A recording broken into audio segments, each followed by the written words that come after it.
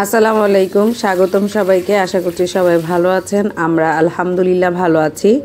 তো এই বছরের প্রথম আচার দিতে যাচ্ছি, তাই আপনাদের সাথে শেয়ার করছি। আর আজকে আমি যে আচারটা দিব এটা আমি ফার্স্ট এভাবে তৈরি করব। এর জন্য খুব অল্প কিছু আম নিয়েছি, প্রায় 1 কেজির মতন আম নিয়েছি। এখানে আমগুলো বাজারে গিয়েছিলাম, মানে এমনি বের হয়েছিলাম, তো হঠাৎ আমগুলো দেখে এত ভালো লাগলো তাই নিয়ে এসেছি। আর আমের এত দাম, এখনও দাম কমেনি। আর দাম কমবে কিনা জানি না, কারণ বাংলাদেশে তো সব কিছুর দাম খালি শুধু বাড়ে, কমে তো না। তো তারপরও 1 কেজি আম এনেছি 80 টাকা দিয়ে। তো এখন আমি এটাকে খুব সুন্দর করে ধুয়ে নিয়েছি। আর 1 কেজিতে 6টা এসেছিল, একটা আর কি এমনি ভর্তা করে খেয়েছি।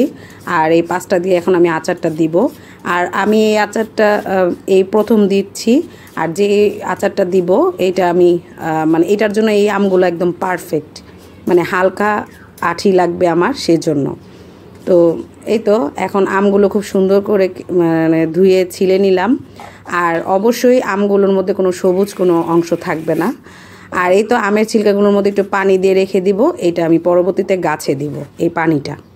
তো এখন আমি আমগুলো কেটে নিব বটি দিয়ে, কারণ আমি ছুরিতে তেমন অভ্যস্ত না, সেজন্য আমি এখন বটি দিয়ে আমার মন মতো সাইজ করে কেটে নিব। তবে আমি যে আচারটা দিচ্ছি এই আচারটার জন্য হালকা আঠি লাগবে এবং একটু পাতলা পাতলা করে কেটে নিলেই সবচেয়ে ভালো হয়।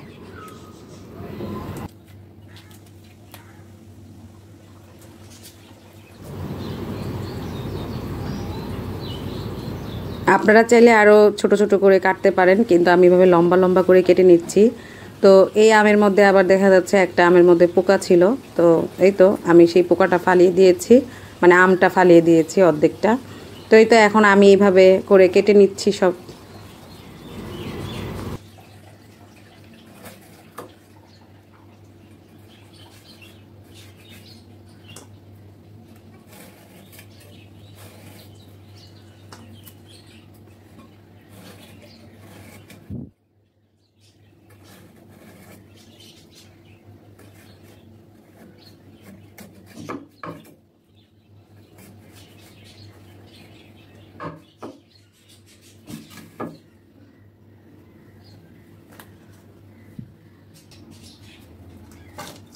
তো এই তো খুব সুন্দরভাবে আমি কেটে নিয়েছি সবগুলো। আর অবশ্যই পাতলাও হবে না, মোটাও হবে না, এই জিনিসটা অবশ্যই খেয়াল রাখবেন। তো মিডিয়াম হবে আর কি। আর এই তো এখন আমি আখের গুড় দিয়ে তৈরি করব আচারটা, সেজন্য আমি আখের গুড় নিয়েছি 1 কাপ, আর ভিনেগার দিয়ে দিচ্ছি আধা কাপের মতন দিয়ে। এখন এটাকে খুব সুন্দরভাবে আমি আমের সাথে মিক্স করে নিব। আর চিনি যদি লাগে পরবর্তীতে আচার করার সময় তখন আমি বলে দিব। আর এই তো এখন এইটাকে আমি আমের মধ্যে দিয়ে খুব সুন্দরভাবে মিক্স করে নিব। আর আমি রাঁধুনি গুঁড়া 5 ফোড়ন গুঁড়া মশলাটা ব্যবহার করছি, কারণ আমি এটাই কিনে এনেছি, আমি আস্তটা কিনে আনিনি।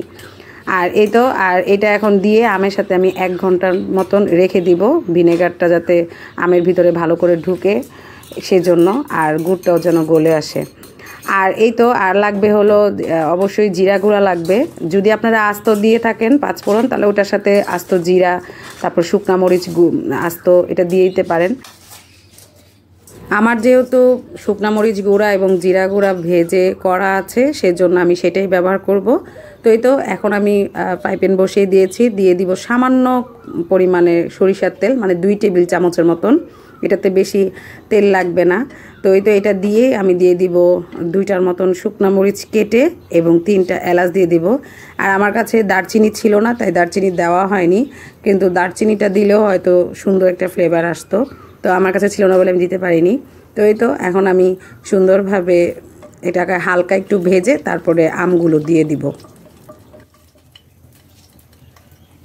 ও তার আগে কিন্তু সরিষা বাটা দিতে হবে। আর সরিষাটাকে আমি হালকা ছেঁচে নিয়েছি, আমি পুরোপুরি বেটে মিহি করে নিইনি, কারণ সরিষা আমার কাছে মনে হলো একটু আস্তে আস্তে থাকলে, মানে দানা দানা থাকলে ভালো লাগবে, সেজন্য। আর এই তো আমগুলো দিয়ে দিয়েছি। এখন 1 মিনিটের মতন এটাকে নেড়ে চেড়ে তারপর আমি দিয়ে দিব সামান্য পরিমাণ হলুদের গুঁড়া, আর মরিচের গুঁড়া দিব 1/2 চা চামচের মতন, কারণ আমি যেহেতু শুকনা মরিচের গুঁড়া আবার ব্যবহার করব। তো এটা এখন আমি দিয়ে শুধু জাস্ট কালারের জন্য আমি ব্যবহার করছি, এবং অবশ্যই এটা কিন্তু দিবেন, তাহলে খুব সুন্দর লাগবে দেখতে।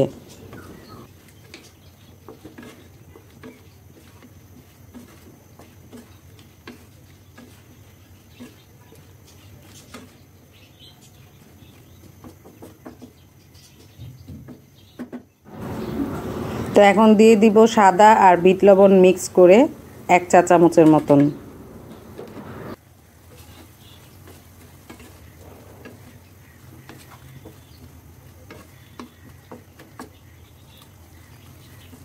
যখন বলক আসবে তখন একটু মানে এখন আমি একটু চিনিটা চেক করে দেখতেছি, যদি এই পর্যায়ে দেখবেন যদি চিনি লাগে তাহলে অবশ্যই চিনি অ্যাড করতে পারেন, বা গুড় থাকলে গুড়ও অ্যাড করতে পারেন।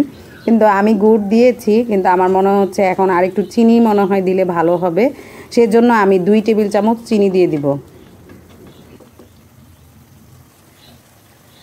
আমি যে 2 টেবিল চামচ চিনি দিয়েছি সেই ভিডিওটি হয়নি, তো এই তো দিয়েছিলাম 2 টেবিল চামচ চিনি, দিয়ে দিয়েছি ভাজা জিরা গুঁড়া, আর দিয়ে দিয়েছি রাঁধুনি 5 ফোড়ন গুঁড়া মশলা 1 চা চামচের মতন দিয়েছি, আর দিয়ে খুব সুন্দর করে নাড়াচাড়া করে নিচ্ছি।